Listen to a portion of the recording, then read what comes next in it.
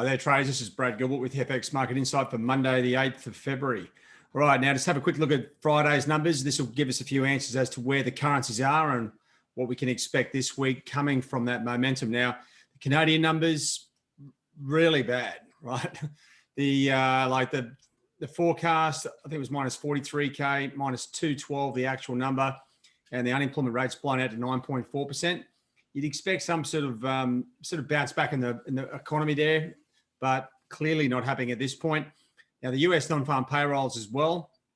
Now, the numbers weren't so bad, except, I mean, they're a little bit weaker than forecast, but there was a big revisions in the prior non-farm employment change that, really blew things out. So the dollar really came off against everything. And if you look at the two numbers here, both weak numbers, you'd expect dollar CAD to remain quite muted, but it in fact started dribbling off. And I think that's primarily because it was dollar CAD is still sort of drifting lower, but working in with oil, which is now at $57, right? So the dollar pairs, just a little like kick in the guts, drift to the downside, a little bit of like dollar yen is sort of out of the picture. It's doing its own thing. As you can see here, dollar CAD, so just moving to the downside, but that would have been a bit of a tough one because of the volatile nature of those two releases coming out at the same time. Weak CAD, weak dollar.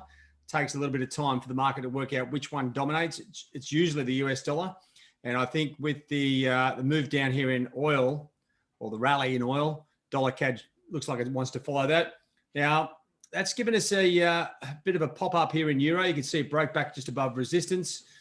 Some wild price action here in sterling. And I've been saying this for some time. Sterling is like, sure, it's got its natural correlation with, particularly euro, Aussie, Kiwi, just the way it's quoted. But there's different variables in play there. And the price action and movements are somewhat unfamiliar compared to the other currencies.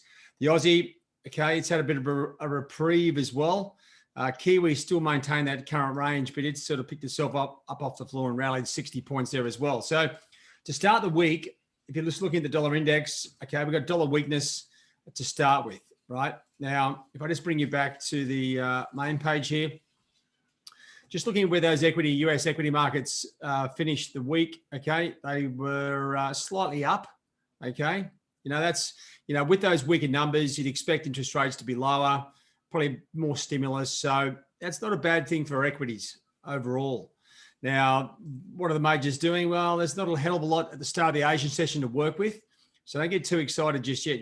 We really want to see how Europe and the North American session starts the week to sort of give us some sort of idea of what's going on.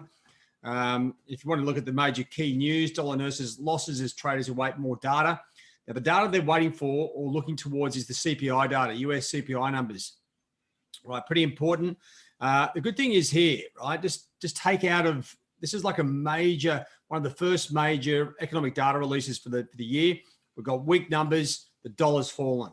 Now that is an awesome sign for us because it gives us something tangible to work with the economic data. I was going to say the macro data, but the key data that the central banks are looking at that are important to interest rates and everything else going on, they are impacting, right? So when it comes to this week's CPI numbers, and I'll just scroll down here, I mean, there's a whole heap of crap COVID data there, which is inconsequential. I don't even know why they're posting it. They're actually doing some weird things, Metastock, with their polls and some of the numbers. They are leaving some things out. Now, coming down here through the week, this is a good time to be having a look through, seeing what's coming out, but you need to understand what's important and what's not. Now, we've got a bunch of CPI numbers there out of Germany and China. Okay, on the 10th, the GDP estimate out of the UK, manufacturing output there as well. Now, things are coming into play. As I said, sterling is, you got to understand the characteristics of what's going on in some pairs. Sterling is doing its weirdest tap dance I've seen in some time. But just coming through the week here, now, how far does my calendar go? Here's the US CPI numbers. Now, this is probably going to be the major focus for the week. Okay, so CPI numbers, hugely important for the overall, see how the stimulus programs, the current ones have been going. The market is waiting the outcome of more COVID testing and vaccines in the US, as well as the release of a stimulus package that can add obviously massive stimulus to the economy We want to see how where inflation is right now. Now, coming off the back of the non-farm payrolls, this is important because it has a roll-on effect through all the currency pairs that are quoted against the US dollar. So weak numbers here. The expectation is weaker dollar, right? So that allows us an easy entry on most major currency pairs and instruments. Strong CPI numbers, we should get a little bit of a bounce back in the dollar. So this is good because we're now starting to talk about numbers as opposed to COVID testing and the like.